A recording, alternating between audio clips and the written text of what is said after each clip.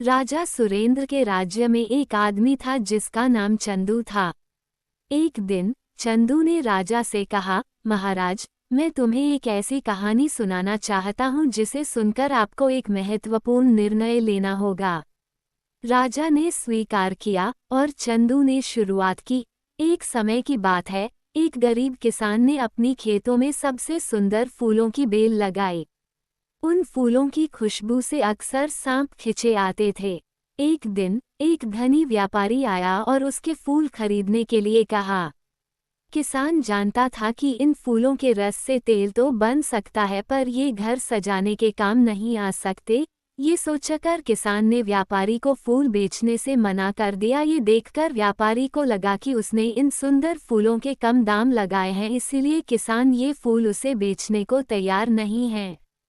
तब व्यापारी ने किसान को 1000 सोने के सिक्के लेकर वह फूल देने को कहा। ये देखकर किसान ने कहा, मैं तुम्हें ये फूल दे तो सकता हूँ, पर तुम्हें मेरी एक शर्त माननी होगी। व्यापारी ने पूछा, क्या शर्त है? किसान ने कहा, तुम्हें इन फूलों को घर में सजाने के लिए नहीं रखना होगा। व्यापारी ने मन में सोचा कि ये कौन सा देखने आने वाला है। उसने किसान की शर्त पर हाँ कर दी।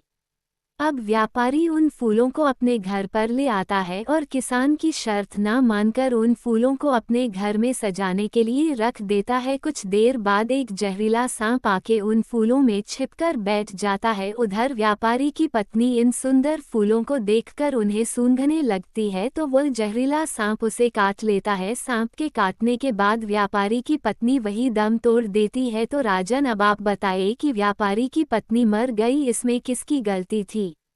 राजा सुरेंद्र ने बताया, गलती उस व्यापारी की है जो बिना शर्त का कारण जाने उन फूलों को अपने घर में सजाने के लिए ले आया और शर्त सुने बिना ही हाँ कर दी।